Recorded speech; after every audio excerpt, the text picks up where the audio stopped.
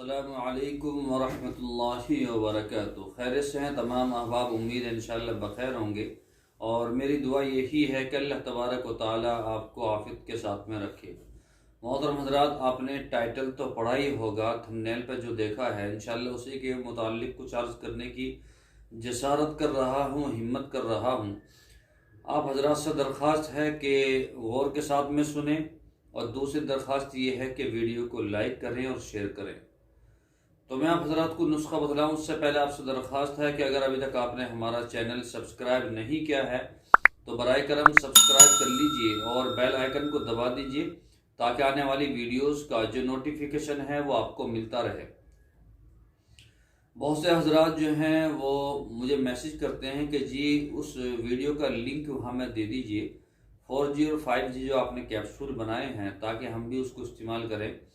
तो मेरी उनसे दरख्वास्त है कि मेरी हर वीडियो के नीचे डिस्क्रिप्शन में उसका लिंक मिलेगा, तो आप उसको जाकर चेक कर सकते हैं, और ये बहुत ज़रूरी है आपके लिए। ठीक है, ये ज़बरदस्त वाली वीडियो है और ये आपको ज़रूर देखनी चाहिए। और दूसरी बात ये है कि आपको मालूम है मैंने एक चैनल बनाया देसी दवा खाना, उसकी वीडियोस के लिंक भी नीचे हैं, आप उसको भी सब्सक्राइब करें और इसको भी सब्सक्राइब करें, और जो है दूसरों के साथ भी शेयर करें। सबसे पहली बात तो ये है कि हम जो खाना खाते हैं वो उसूल के मुताबिक नहीं खाते, हमें उसूल के मुताबिक खाना चाहिए। और इसी तरीके से सुबह को खाना ज़ायद खाना चाहिए, पेट भरकर खाना खाना चाहिए, और दोपहर को कम मिक़दार में खाना खाना चाहिए, और फिर खाना खाने के बाद आराम करना चाहिए। ये सुन्नत भी है, कैलूला करना चाहिए दोपहर को, और शाम को बहुत ही कम खाना खाना चाहिए, और खाना खाने के बाद में कम से कम 40 कदम चलना चाहिए, चहलकदमी करनी चाहिए। ये सुन्नत है। पहले तो हम इसको छोड़ देते हैं। दूसरी बात, जो हम मार्केट की चीज़ें खाते हैं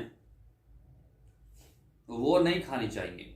उससे क्या होता है कि ज़ायद चर्बी पेट के अंदर चढ़ जाती है, और न जाने कैसी कैसी चीज़ों में वो जो मार्केट की चीज़ें बनती हैं उनसे परहेज़ करें। ठीक है।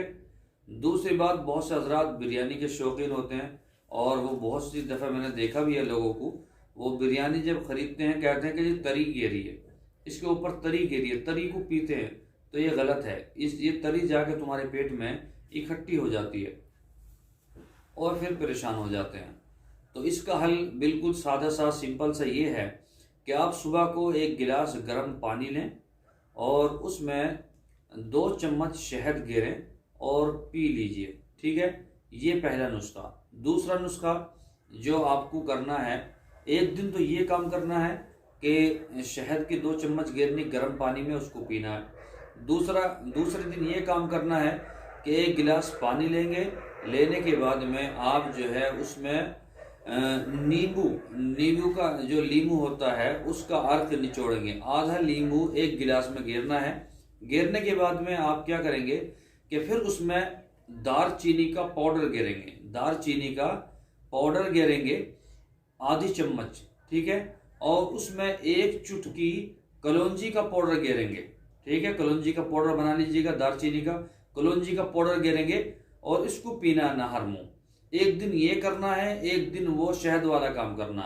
इंशाल्लाह आपकी जो जायद चर्बी है वो जायल हो जाएगी, निकल जाएगी, पिघल के निकल जाएगी। ठीक है, इंशाल्लाह ये नुस्खा आपको अगर अच्छा लगा है, मेरे ख्याल में अच्छा ही लगा होगा, ये बहुत आसान भी है और सस्ता भी है, तो इसको दूसरों के साथ में शेयर करें। ठीक है, इंशाल्लाह कल फिर मुलाकात होगी। अस्सलामु अलैकुम वरहमतुल्लाहि वबरकातुहू।